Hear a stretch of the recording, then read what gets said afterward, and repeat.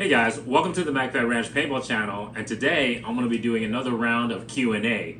But before I get into it guys, subscribe to the channel, smash that like button, share, and comment. Okay guys, so it's been about a month since I answered any questions and reacted to any of the comments on my recent videos guys, so I felt like it was a good time to do that.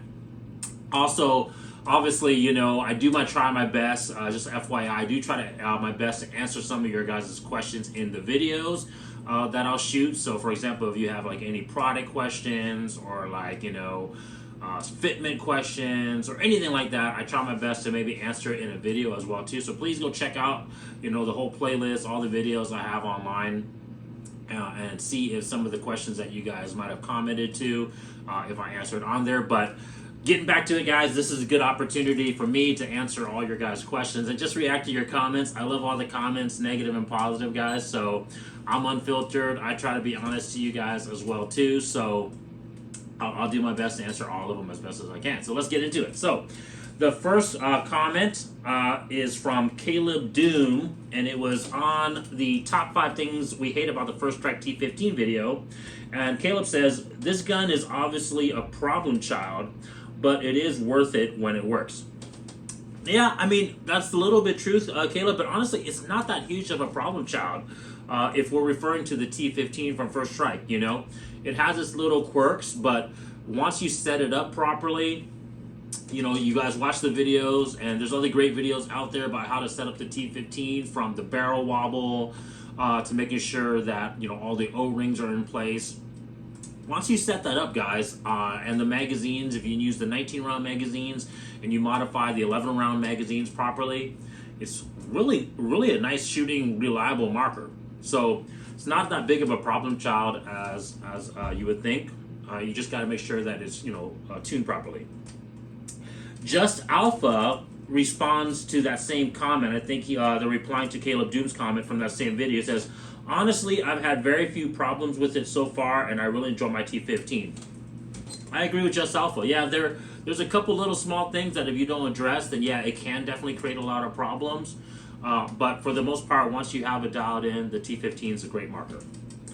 Okay, guys, next comment is from Street Cleaner, and this is the same video, top 5 things we hate about the First Strike T15.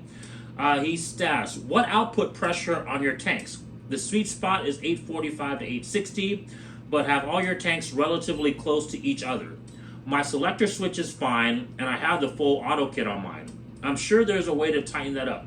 Of course, you need to fine tune the barrel detent screw according to what barrel you are using, but that's part of owning one of these. I love mine, but yes, I had to go through the fine tuning process, dialing it in. But I think you need to know your marker and be able to do most of the stuff on it. Just put some black Gorilla Tape over the hopper cover, low modification. Hopper on a T15, a special place in the dark corners of the universe for those people. Yeah, I agree with you, Street Cleaner. I don't know why anybody would want to play Hopper when you have a MagFed paintball marker, whether that's a T15, EMF, M17, Didam, whatever you want, you know, whatever MagFed markers out there. I honestly think we as a community, we just need to continue pushing MagFed play only, and unfortunately, with the companies, just continue developing a MagFed only marker, right? We want reliability, we want capability and performance for First Strike rounds. Adding the Hopper feature to it doesn't really get us in the right direction of making it MagFed, you know, competent. Okay, but yeah, in terms of the output pressure, all the stuff, I agree. Like I was stating in the last comment, guys, Street Cleaner is just kind of saying all the little small things you need to look at with a T15. Go watch my videos, and I guess I'd go check out other people's videos, but that information is out there in terms of just dialing in the T15 for it to work well. Okay, next comment. Adelon Machino, and this is the same video, top 5 things we hate about the T15. At MagFed Ranch Paintball, for self-defense purpose, can T15 tune and hit until 500 feet per second? Someone tell me the blowback system is the problem for that. And can it reach changeable to real AR receiver? I'm quite interested with it. Okay, so real quick, I have not been able to tune the T15 to shoot above, you know, obviously anywhere near 500 feet per second. but I haven't really been able for it to even tune to get close to 400 feet per second. So the way they have it, set up from the factory and when they deliver it to you, yes, it can go over a little bit, 300 feet per second, 320, 325 feet per second, but you're not able to adjust it to hit 400. I think they're going to have to mod something inside it, and I don't know what that is, guys. Hey, if there's out there, you guys know how to mod it for these self-defense purpose or less lethal situations to be able to hit a higher velocity, post it in the comments, share the link, guys, and let the community know. But it's not really my thing. I don't personally think you should use mag-fed paintball markers for less lethal applications. I just think there are better alternatives out there, but that's my opinion. And as far as the AR receiver body being interchangeable, no, I mean it's looks very similar. It's very in dimension similar, but it's designed with a paintball system in mind. This blowback air system added on, so it won't be compatible with other AR receivers unless you somehow machined those AR receivers to accept the air system inside the receiver. Okay. All right, next comment is from Oscar Bear, and this is from our versus effective range versus maximum range video. He says, that isn't what those terms mean. I'm sorry, but you got everything wrong. Effective range is at what range the projectile travels above the speed of sound before hitting transonic. It has nothing to do if it can effectively kill a target. It's all in reference towards external ballistics. Oscar Bear, I don't know if you're trolling, I don't know if you're serious, but that's definitely not correct. It has nothing to do with either hitting transonic or not. The effective range is once again kind of dependent upon what your goal is. Is it once again, is it the maximum range at what that target can hit? I'm sorry, the bullet can actually hit the target, or is it the maximum range at what actually it can effectively, for lack of better words, kill the target, right? I mean, they say things like neutralize, they say things like obviously stop, right? Stopping power, but what we really mean is will it kill the target? Will the person die if you shoot them from that range? Okay, so that's really what it means. In that video, guys, I was talking about what is the maximum range at which a first strike round can actually fly and break on a target, and then what is the maximum effective range where it's actually accurate, meaning that you can actually be guaranteed with some type of probability that you'll hit a man-sized target to what distance. And I'm very curious on what those two distances are, guys. So I definitely want to test that out this year. Okay, next comment. Rick Birmingham, yes, commented in the MagFed Mythbusting, are the MCS MagFed conversion kits reliable? States, RAP4 definitely not, but my Takamo Blizzard Tipman 98 with Helix Mags has been dead on reliable.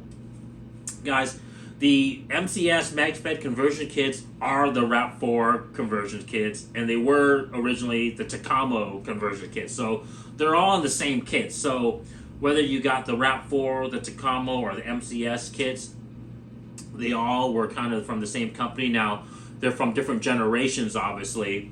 But once again, the Helix Mags are reliable. The D-Mags are reliable with normal round paintball. But that video, once again, Rick was discussing whether it was reliable with FSR. So as you guys, once again, this channel, my the products that I try to sell, guys, when I'm trying to push our MagFed gameplay and community, hopefully to, is first strike gameplay, first strike rules, all that type of stuff, guys. So with first strike rounds, unfortunately, those conversion kits are not that not that reliable. Adelan Machina commented on our versus the First Strike T15 versus the Real Steel AR-15 video.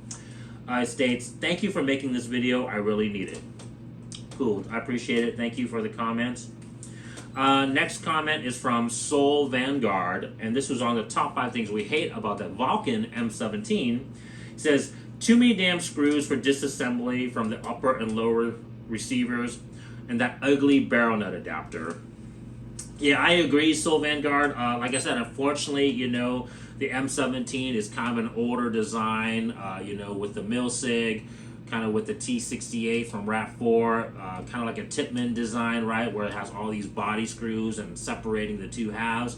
I wish they'll change it eventually to like more of an AR-10 or AR-15 receiver, right, where you just kind of have the double pin takes down like a real AR. That would be awesome. And then yeah, unfortunately, that barrel nut adapter that you have to use to make the handguards work, I just wish they included that piece like a real AR just built into the receiver. So yeah. Soul Vanguard comments again on that same video, top 5 things we hate about the M17, states, the M5, the CQMF, and its XDC variants much improved on disassembly by being able to reduce the amount of hex screws to remove the upper shroud to gain access to the derp. But it still requires unscrewing rather than using push pins. Okay, I haven't worked on the CQMF guys yet. I'd love to try to get my hands on that marker, especially with the different magazine release that it offers compared to the M17. Right, it has the kind of the AR style magazine release. So yeah, I mean, I would love to work on that marker, but yeah, still too many screws. I'd rather have push pins. I agree with you, Soul Vanguard. Okay, next comment, Ronan PB, and this was on our reaction and thoughts on the Valken EM50 video. It states, if you do reaction videos, could you please do picture-in-picture so we can see the video you're watching with you? I left this video just to watch the official Valken video. Sorry, Ronan PB. As you can see, I'm not the most IT video savvy, but I'm improving. I'm definitely working on it to try to make the content of the videos a little bit more entertaining, a little more enjoyable for you guys, and of course give you guys a little bit more information so it's just not me talking. But yeah, that video, I'm glad that at least you went to go watch the official Valken video. I'm super excited about that product and kind of just where that technology is going, so love to see where that marker is going to look like. Chris Gravel commented on that same EM50 video. He states, I've been pondering the same thing. What is the engine that drives the projectile? I thought maybe a solenoid driving a piston with seal forward, similar to a Springer pellet rifle, meaning the solenoid would replace the bulky spring and cocking mechanism of the pellet rifles. I'm anxious to find out how this works. Same here, Chris. I'm really curious to see how they're going to be launching the 50 caliber projectiles. I'm very curious on whether it'll be 50 caliber first strike capable. How many rounds will it shoot before it has to be recharged? All those things, guys. What's the mag capacity? Man, got a lot of questions on the EM50, and like I said, just super excited to see where that's going to take the MagFed community and gameplay. Aaron Camel stated on the top 5 things I hate about the M17, he says, hey, maybe it's been asked. Sorry if so. Does the Freak barrels fit into the M17 or the CQMF version? I've read conflicting things about the outer bore of the barrels being too thick and not fitting in properly. If so, do you have a barrel you recommend for better accuracy for a round ball? So Aaron, I did answer that question on the video that I posted on, I believe, the unboxing of the M17. So the barrel, the Freak barrel will fit in the M17, but it won't fit through the handguard, the factory OE handguard that comes with the M17. Because the cutout in the front, the hole in the front of the handguard is a little too small. So if you cut it out or if you Dremel it out, it doesn't have to look pretty. It just has to fit. But obviously, if you have a machine shop or if you have the right tooling to do it, if you just make that hole a little bit bigger, the Freak barrel will fit in there. Now, as far as whether I recommend the Freak barrel, I personally don't, because I push first strike shooting, first strike round capability, and so the Freak barrel is more for sizing the correct rounds. So if you're asking what barrel I would recommend, I love the Hammerhead barrels. The Nemesis barrels have gotten really good reviews as well. The Lapco barrels, guys, I've shot the Lapco barrels in the past. I'm going to shoot more future videos with the Lapco barrels, but any rifled first strike capable barrel is going to be the better choice than the Freak barrel for our MagFed first strike shooting markers, okay? RG Airgun Ninja Before I do that one, Aaron Camel responded on the top 5 things to make the Valken M17 reliable with first strikes. He said, "Good vid. Thanks for the tips. I am thinking on buying my next marker. Don't know if it's M17 or T15 or EMEK.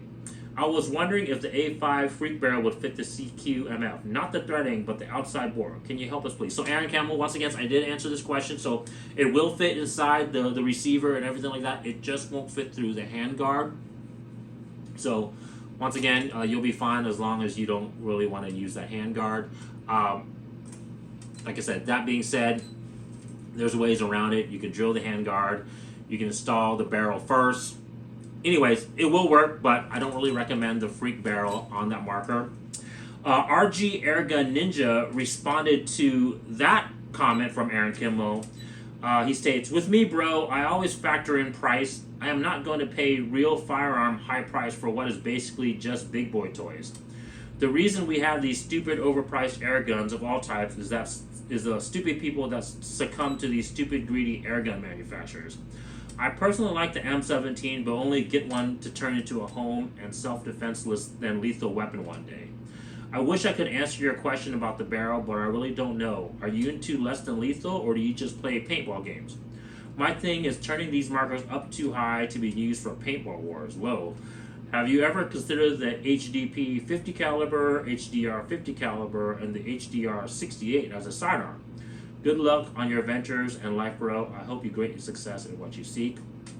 So, I appreciate the comment, RG Airgun Ninja. I mean, the pricing on a lot of our paintball markers, especially the MagFed markers right now, are currently high. I would love to see it come down in price as well too, but that's going to require, our obviously the community, this gameplay to be a lot bigger. When a lot more people are playing it, when there's a lot more competition, that's going to drive down the price of the markers.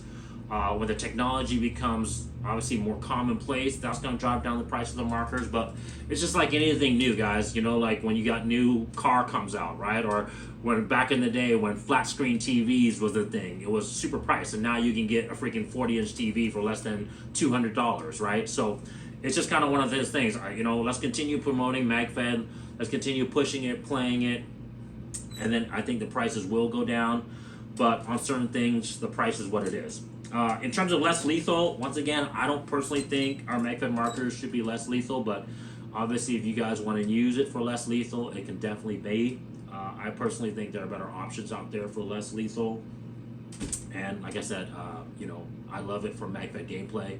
If you haven't played MagFed gameplay, I definitely suggest you trying it because it's one of the realest, closest to kind of real live action playing that you can get. It's, like I said, it's more realistic than Airsoft in my opinion.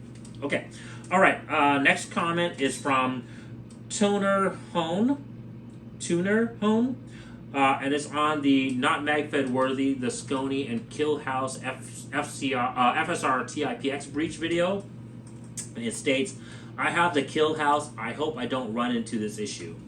Yeah, unfortunately, the Scony and Killhouse breaches for the TIPX pistol, because the cutout that they use for the FSR round, they just don't give it enough leeway for the FSR round to feed 100% reliable. So there's a chance that the cutout is going to catch the FSR round and cause the FSR round to flip or jam. Like I said, the long range conversion tip from Tippmann, the actual Tippmann kit, their breach works a lot better, works super reliable. I've done quite a bit of testing on it. I'll shoot some videos for you guys in the future, but yeah, the Tippmann kit's a lot better. Lisi Chan stated, "Hey, it's a female making a response on MagFed. Hey, I hope to see more female MagFed players out there, or just more females interested in the game." But she asks, "How would you say the T15 compares to the Scout, and which would you recommend?" And this is a comment on the unboxing of the newest generation First Strike T15, guys. Well, Lisi Chan, the T15 is a semi-auto marker, right? So it's the semi-auto version of the T15, whereas the Scout is the bolt action version of the T15. So it just depends on what gameplay you're trying to do. You know, if you're going to be more of a DM, right, designated marksman, or a sniper position, and that's what you like to play, right? Just kind of stay back, take long distance shots, take really accurate shots, but you're not really having to shoot a lot of volume. Then the scout rifle, the scout T15 version, would be a better alternative for you, right? But if you want practically that same accuracy, but be capable to shoot more volume, and obviously be able to maybe do other builds, like if you want to do like I said, a Mark 18 clone or a Mark 12 clone. In essence, you want to be able to actually shoot more rounds and play more different positions. Then the standard T15 would be the better choice. Okay, so the scout is, like I said, for more of a unique position, designated marksman or sniper position. Okay. Alexander Jenkins states on the top 5 things we hate about the Valken M17. He states, "Great videos. Can you do a build video on your M110 M17? You got the wall behind you. It's beautiful." Yeah, I really appreciate the compliment on the M110, guys. It's this marker right here. I'll take it down real quick to show you guys.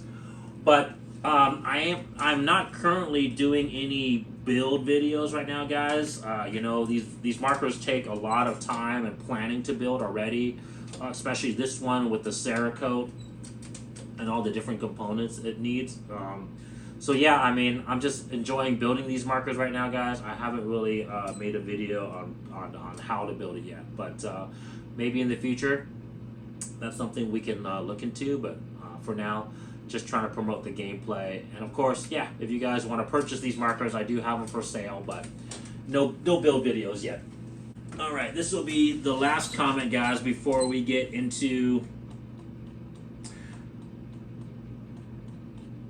I guess part 2, because you guys have a lot of comments. Thank you so much, by the way. Thank you so much, everyone, to make all these comments, but we'll keep going here. So Dean McCabe states on the Hawk XB1 variable speed tabletop review, the crossbow scope review I did, "Where's the crossbow?"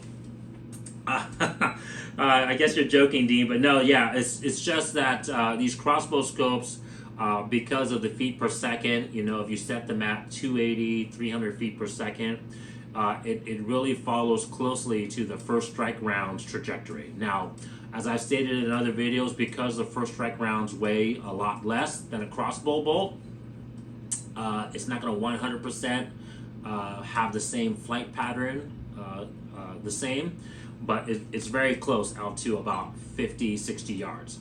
After that, then you might have to kind of make the holds a little bit higher, but for the most part, the crossbow scopes are very useful with our first strike shooting mag-fed markers.